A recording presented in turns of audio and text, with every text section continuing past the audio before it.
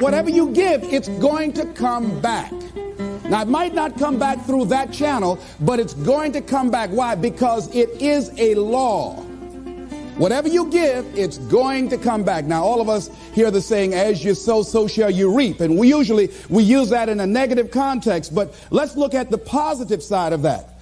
That if you sow some good stuff out here, if you make it your business, how you give your life, to give the best that you have, to give love, to give encouragement, to give help, to give support, if that's what your life is about, whatever you put out here, ladies and gentlemen, I guarantee you, it's going to come back.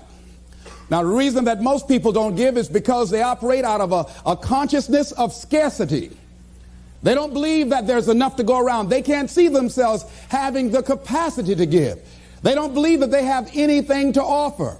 They don't see themselves as an opening for the universe to work through. So if you begin to look at this new era that we're in, begin to see yourself as an opening for the universe to move through, to work through, to make a difference in life. See yourself being used by life to improve the quality of life, to expand and to grow. Most people have a very limited view of themselves and a very limited view of the universe, do not see their relationship to the universe, and cannot see how energy and things can flow through them. I love Gibran and the prophet. Then said a rich man, speak to us of giving. And he answered, you give but little when you give of your possessions, but it's when you give of yourself that you truly give. Gibran goes on to say, there are those who give little of the much which they have, and they give it for recognition, and their hidden desire makes their gifts unwholesome. And we know people who give only to be recognized. I love that old saying, judge a man not by what he does, but by that he doesn't have to do. And to judge the true quality of a man is what he'll do when nobody's looking. Gibran goes on to say something else important. He says, and there are those who have little and give it all.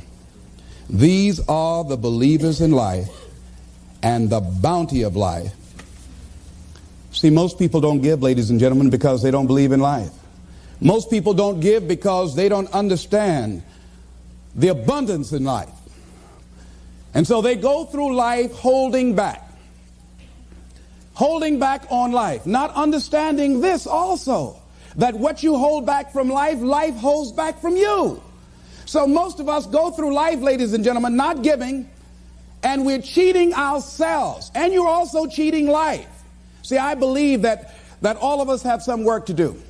I strongly believe that each one of us showed up to do something, that each one of us showed up to contribute something to life. And that if we don't do it, it will not be done. See, no one is going to give Les Brown's speech. No one is going to write your book. See, if you've been given something to do, and if you don't do it, what you're doing is short-circuiting the flow of the universe. See, just imagine, if you please, we had a circle and people are standing around in this circle. And let's say we were given a bucket of love. And then I pass it to the person to the right, and they pass it to somebody else, and they pass it to somebody else, and they pass it to somebody else, and they pass it to somebody else, and it comes back to me. One of the great things about giving is that as you give, you're going to receive. What we want to do is keep the flow going, keep the flow going. If anybody gets the bucket of love and stops and holds it there, all of us suffer. They've short-circuited the flow. They've stopped what was going on, the energy that was going around. See, you are part of an equation, and you are needed. Part of why we should begin to look at how we give up our lives is that we've got to begin to see, what is it that I'm supposed to do? What is my life work? And then give ourselves to that. Because as we do that, ladies and gentlemen, I guarantee you, as you begin to take on this new era that we're in, if you decide that I'm going to begin to start living life generously, I'm going to start giving more of myself, I'm going to start putting out more, contributing more to life, here's what's going to happen, ladies and gentlemen. I guarantee you that life will take on a whole new meaning for you. I guarantee you that as you begin to give more of yourself in your work, give more of yourself in your marriage, give more of yourself in your relationships with your families and friends, give more of yourself to your talent, to your vocation, to your job or your business, as you begin to set high standards for giving that which you have been given to share in the universe, I guarantee you that life takes on a whole new dimension, that you'll be happier. You have a greater sense of happiness and fulfillment in life. Now, that doesn't mean you're not going to have some challenges. That doesn't mean that you're not going to have some problems that you'll be dealing with on a day-to-day basis. No, that doesn't mean any of that. No, that will not exempt you from that. But what it does mean that now you will begin to take off on some new paths to some newer horizons. That you'll begin to see life totally different than most people. I think that's what Henry David Thoreau meant when he said most men live in quiet desperation. That most of us go through life because we're not using that which we've been given, that we are punished, that we're going through life getting up in the morning with no reason to get up. See, once you find out your purpose in life, and once you decide that you're going to live a life of sharing and giving and contributing to life, you don't need an alarm clock to get up. That you move differently. You have more life in you. But most people are walking around dead. Most people are looking lifeless. Most people find it a hard effort to smile.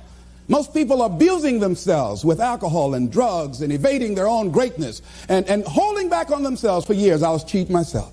For years, I could have been doing exactly what I'm doing right now. But I was afraid. I didn't feel I was worthy, and I didn't want to recognize that which I had been given. I had a limited view of me, and I was literally running away from me. I mean, life sometimes chases me. I say, no, we want you to do something great. No, not me. Go get somebody else. No. You're not talking about me. No. You don't know what I've been doing. No. We want you. We can just groom you and train you and get you ready. Me, yeah. Are you sure? Me, yeah. No, not me. No, I'm just down. No, I don't want to do that. See. And then so I just get tired of chase. Say, come over here. Come over here. You ain't got enough sense to come. Just come over and shut up and straighten up. They just whip you so hard after a while, you say, okay. Ladies and gentlemen, one of the reasons that we should begin to give more is because we owe a debt. Reading a book, John Powell. Well, I'm afraid to tell you who I am because you might not like me, and that's all I've got. A line in there I love to quote, we are made by those who love us and by those who refuse to love us. As I talk to you right now, you're looking at a lot of people up here, ladies and gentlemen. It's not just Les Brown standing here. A lot of people have contributed to make me who I am right now. None of us are here because of our own doing. All of us have had life to contribute to us. Many times complete strangers. So we all have cookie people in our lives. What do you mean by cookie people? Cookie people and chicken soup people, as I call them when I do my workshops. Cookie people are people like Miss Lillian. When my mother used to whip me, as a kid, and I was a bad twin, always getting in trouble. Miss Lillian would hear me screaming, and after Mama would get through, Miss Lillian would come over to the house and give me some cookies and milk. And my mama said, what you doing back there, Lillian? I'm just giving him some cookies, Mamie. And she said, here you are, Leslie. Even though you're a bad little boy, I brought you some cookies.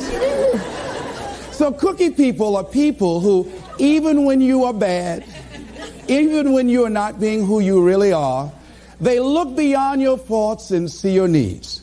Even if you're a moody person and curse them out and dog about sometimes, these cookie people love you unconditionally. How many of you have ever had cookie people in your life? All right. So we all have had cookie people that the universe has put in our lives to contribute to us. The other people are the chicken soup people. Chicken soup people are people that you can call at 2 o'clock in the morning and say, I got a flat tire, will you come help me? Or my battery is not running, would you come give me a jump? Or I need some help, would you come get me out of jail? If you don't have some chicken soup people in your life, you better get some. But these are people that you can always call on to help you out. So I'm encouraging you to give a letter of appreciation to some of the cookie people in your life. Some of them might have already made their transition. Write some letters to some people who were a leg up for you, some people who contributed to you being who you are. and just say, I was just thinking over the years, I know you know I love you and appreciate everything you've been to me, but I just wanted to drop you this letter.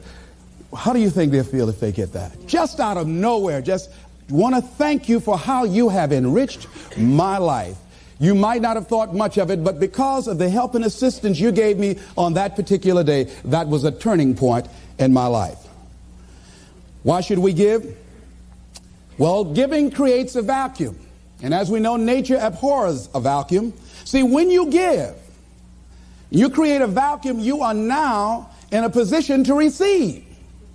See, if I have my arms closed holding on to everything I've got, nothing is available to come in. But if I'm open, if I created a vacuum there by giving and keeping the flow going, the stuff in the universe is going to come back to me, ladies and gentlemen.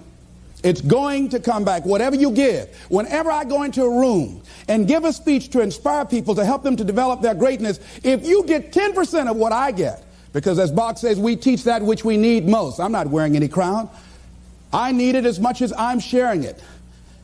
I'm still growing. I'm still unfolding. I'm still seeking to discover my greatness. And if you get 10% of what I get when I walk out of here, see, there will be a different man walking out of here than who came in here. And as I give, the more I give to you, the more I get. Most people don't understand that. That's a law of life. Do you know that we can literally eliminate poverty overnight? We can eliminate hunger and homelessness overnight if people understood the concept of what giving means and the power in it, about the difference that it can make in our lives. I guarantee if you go to any rundown neighborhood and interview the people there, evaluate their lifestyles and what they're doing and what they're contributing to life, and then go in a wealthy neighborhood and talk to those people and evaluate them and check out what they're doing with their energy and their time and what they're contributing to life. Here's what you're going to discover, what Earl Nightingale said. He said, our success in life is directly related to the quantity and the quality of the service that we give. I guarantee you that you will find that people who have more, people that are living the abundant life, are the contributors to life, ladies and gentlemen. They are the people that are giving more. And the people who are operating out of scarcity and poverty consciousness, these are the people that are down and out. These are the people that are complaining. These are the people that are blaming the world and everybody for where they are. But if they took that same energy and begin to invest and give something back to life. I was in New Jersey, and I had to give a political presentation to a group there that were trying to organize a community to begin to revitalize that particular community. And a guy was telling me very proudly as we were walking through a housing project, he said, the city is about to give $55 million to renovate these housing projects. I said, what a waste. He said, why would you say that? I said, let me ask you something. And the person that was standing next to him, I said, do you live in this building here? He said, yes. I said, how many families live here? He said, 6 families. I said, we walked in the door and we can smell the stench of urine. Does it take a genius to go down to the store and perhaps sacrifice buying 3 packs of cigarettes and buy some Tide of soap and water and come back here and wash this stench out of here? Does it take a genius to get a can of paint and paint over the graffiti and repair the mailbox? Does it take a genius for that? I say to you, you pour the money in these housing projects and you don't change the people that are living in the projects, before you are completed, they'll be right back to where they were before.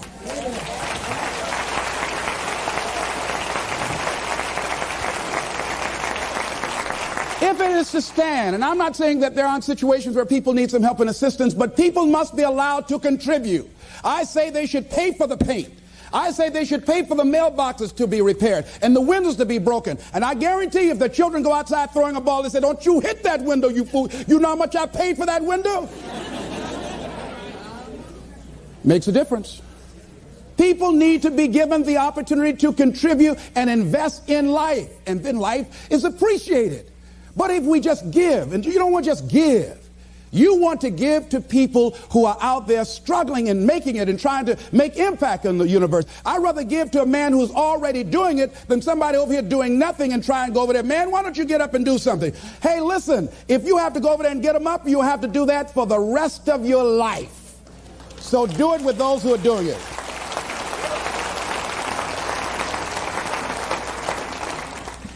So you want to keep the flow going by working with people who are contributors to life. Leave the dead people alone that are taking away from life. There's a scripture, when I heard it, I couldn't understand it. I say, how cold? He that hath shall get, and he that hath not, even that he has shall be taken away. I said, now that's not fair. Ladies and gentlemen, that is fair. He that hath what becomes the key? He that hath a generous view of life. He that has courage. He that hath initiative. He that hath resourcefulness shall get. But if you're like the guy that I was in a hotel and asked him, I said, look here. I said, he was a bellman. I said, I need to get my shoes shined. Oh, I don't shine shoes. Oh, how long have you been working here? Oh, about 3 months. What were you doing before then? Oh, I just got out of the joint. Yeah? You don't shine shoes. That's beneath you, but it was okay to steal. That's not beneath you, huh? See, another guy was ex-offender. I was telling him I had a job for him. What kind is it? What do you care?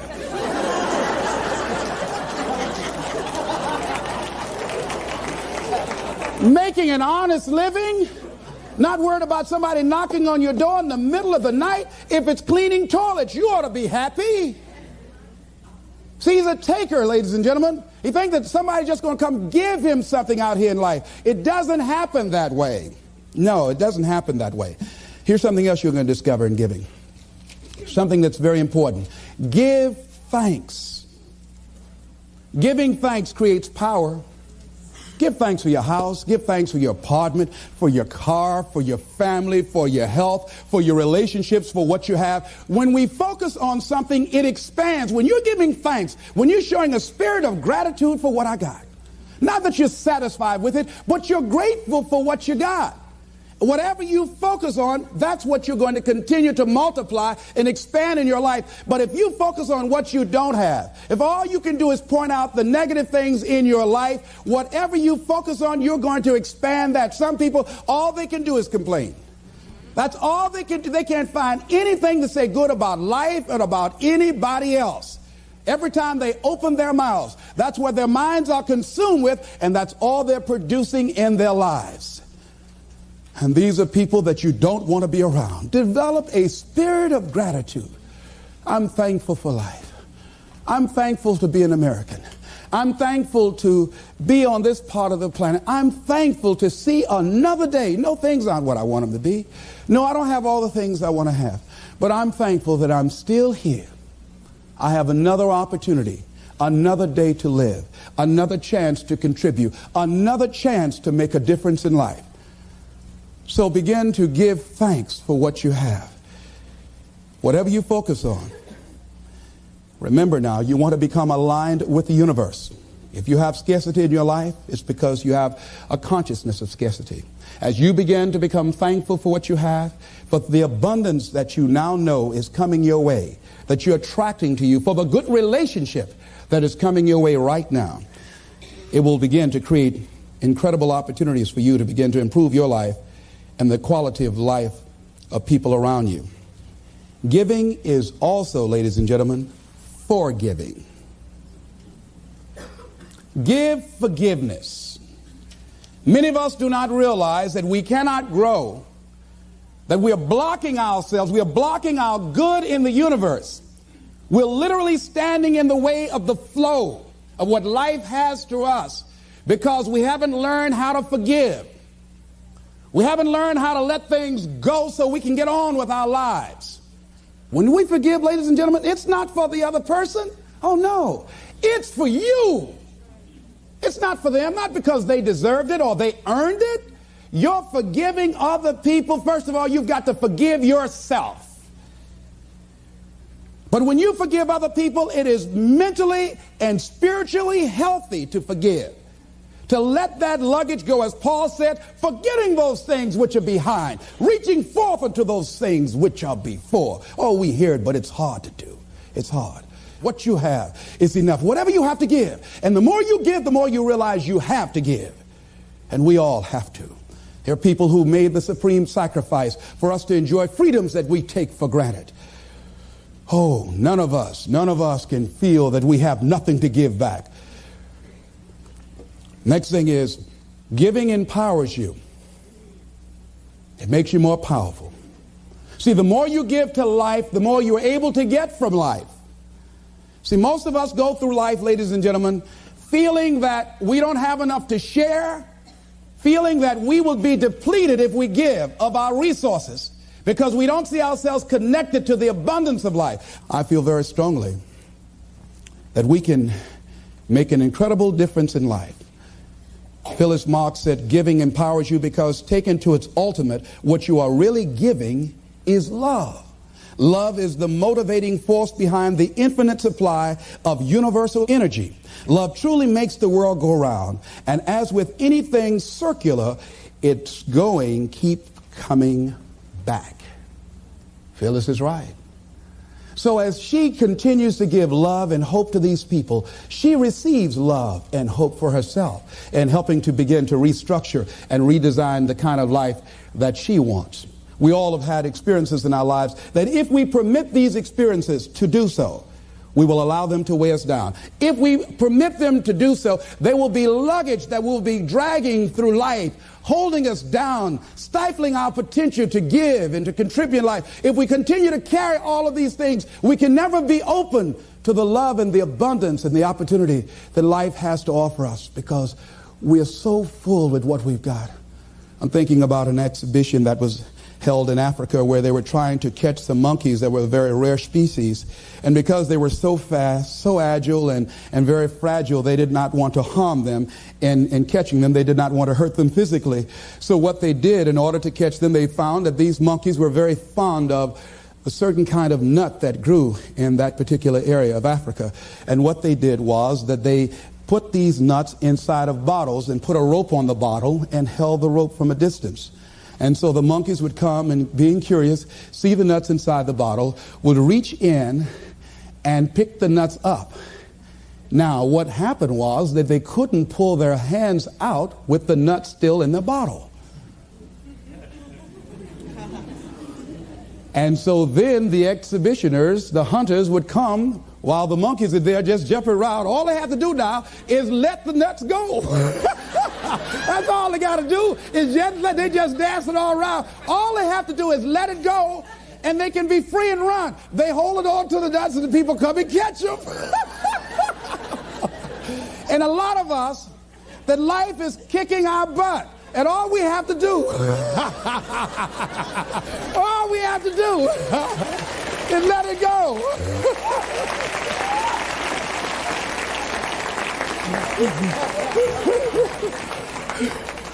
We just keep holding on like we crazy.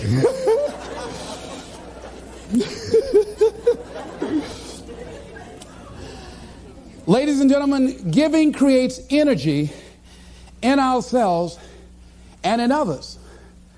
Have you ever helped a blind person go across the street? Or help a senior citizen? Or give somebody some help? Held the door for somebody, an elevator? I mean, don't you have a good feeling inside like, I done good? How many of you get a good feeling inside when you do something good for somebody? See, we're really giving to ourselves. See, that's really the law. When you are giving to yourself. That's who you're giving to. So you want to give yourself some good gifts. There's a principle underlying the concept of giving. The energy flowing through us as we do, that love generates abundance in our lives, and we are able to reap so much from life as a result of our giving. How are you giving up your life? Do you know, to the degree that you are giving, to that degree determines how much you enjoy life, how meaningful your life is. There are things, ladies and gentlemen, I used to do I can't do now. That is unbecoming for the role that I have selected with where I am in my life and what I want to contribute to life. It is inconsistent. I can't do it. Even if I desire to do it, I can't do it. No, because it doesn't fit, because of my vision of myself and the contribution that I want to make to life. Because it's not enough to give the message. You must also be the message.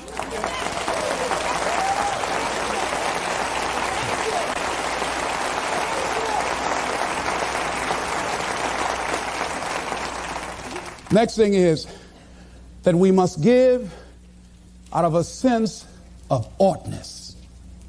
Immanuel Kant, in a book called Critique of Pure Reasoning, he says sometimes we must give out of a sense of oughtness, that certain things that happen, that we just say something ought to be done about this. A policeman in Washington, D.C. was working one of his patrol areas, and he came up to a car in a park, and the car was running, and he saw a figure slumped over the steering wheel.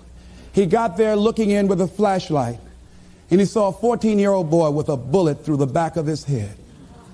And he said, oh no, he has a son himself. That could have been his son. And he says something ought to be done. We're losing too many young people. And so this man went home. He had like several $1,000s worth of exercise equipment in his basement. He rented a place. He started bringing the kids in to get them involved in taking care of their bodies and physical exercise and athletic activity. He now has expanded that to getting them involved in entrepreneurial ventures, saying that this is a free enterprise system, and the more enterprising you are, the freer you are. And now these kids have started their own business. They have a little shopping center that they run, they operate, they are managing. And they have commercials on radio, and I'm going to be going there doing some training with them. So he decided, because of that event, that I ought to do something. Now, some of the things that's going to happen when you look out and see what can I contribute to, what can I give, I guarantee you, ladies and gentlemen, you're going to have a voice that's saying, it's just no use. It's out of control now. There will be a voice telling you that you'll be wasting your time and wasting your energy and wasting your effort. I say, don't listen to it. Listen to that still small voice that says, I can do something, and I ought to do it.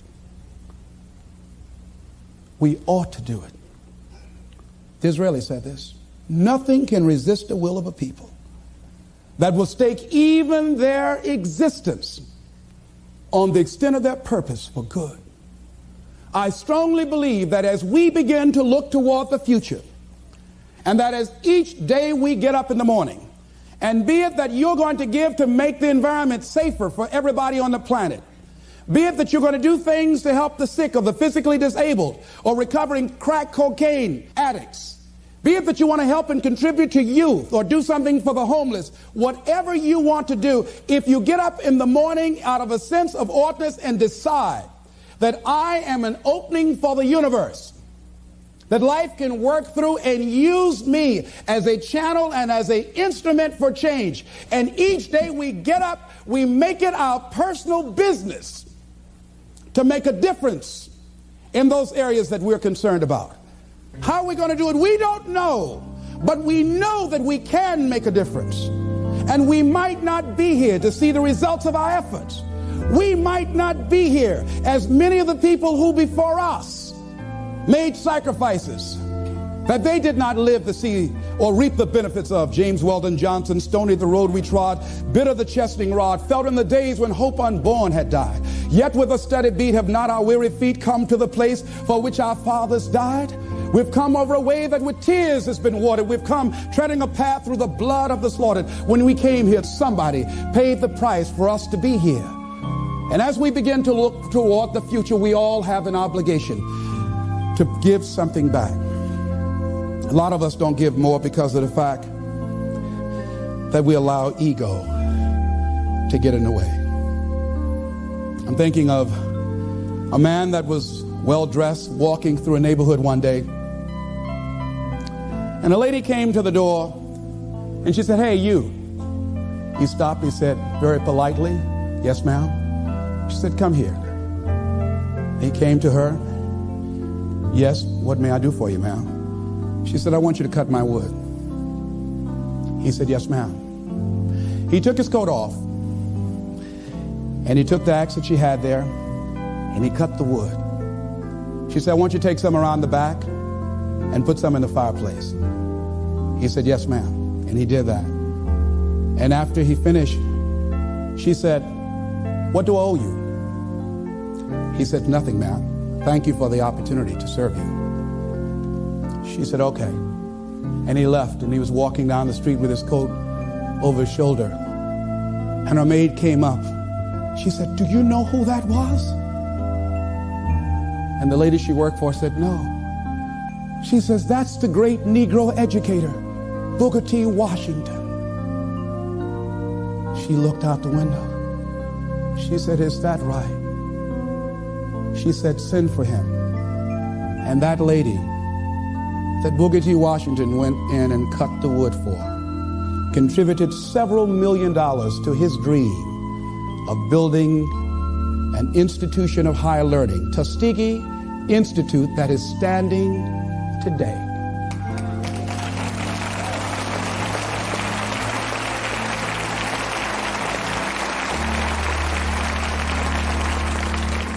What if he had said,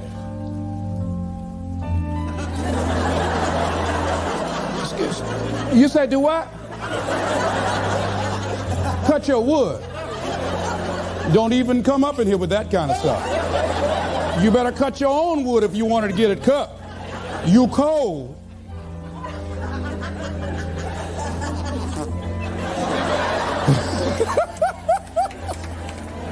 He didn't allow his ego to get in the way. He gave what he had. He contributed. How much have we denied ourselves? How much have we blocked ourselves because we allow that little ego to get in the way, to prevent us from giving and serving, which is the essence of life? Which is the essence of life. It's about service. And so I say, as you look out on the future, decide that you are going to allow your life to be a life of service. Decide that you are going to give more than you have ever given before. Decide that each day that you are given life, that you're going to make a difference with your life, that you're going to make a statement with your life, that once again, as opposed to sitting back feeling like a victim, that you're going to see yourself as a channel, as an opening for the universe to work through. And that you'll say to life, use me. Oh, use me. I got more to give. Use me. Repeat after me. I want life to use me. I want to give more. Share more. Be an expression of love. Be an instrument of hope. To impact our youth. To recreate their future. I'm grateful for life. I'm grateful for being here. I'm grateful to be able to serve. This is Mrs. Mamie Brown's baby boy, Leslie Calvin Brown, saying, it's been a plum-pleasing pleasure as well as a privilege. Thank y'all here. Thank you.